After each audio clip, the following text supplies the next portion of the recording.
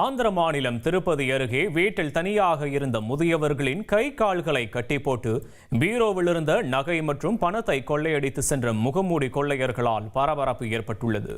கூடுதல் விவரங்களை செய்தியாளர் சரவணன் வழங்க கேட்கலாம். சரவணன், வணக்கம். இந்த கொள்ளை சம்பவம் குறித்து விவரிங்க சரவணன்.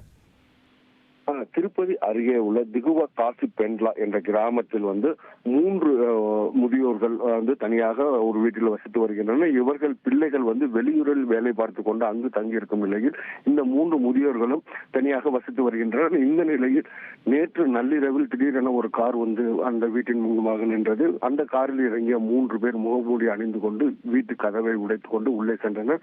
அங்கு இருந்த மூதாட்டிகளிடம் அந்த பீரோ சாவியை கேட்டு மிரட்டி அடித்துள்ளனர்.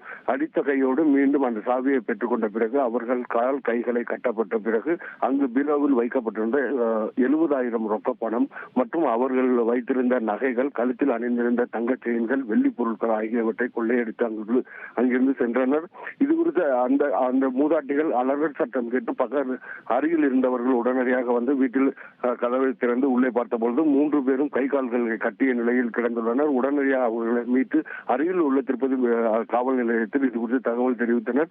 தகவல் அறிந்த சம்பவ இடத்திற்கு சென்ற போலீசார் அந்த விசாரணை நடத்துவார்கள். மேலும் அருகில் வைக்கப்பட்டிருந்த கேபிள் டிவியில் பதிவாகி உள்ள காட்சிகளை பதிவு செய்து விசாரணை நடத்தி வருகின்றனர்.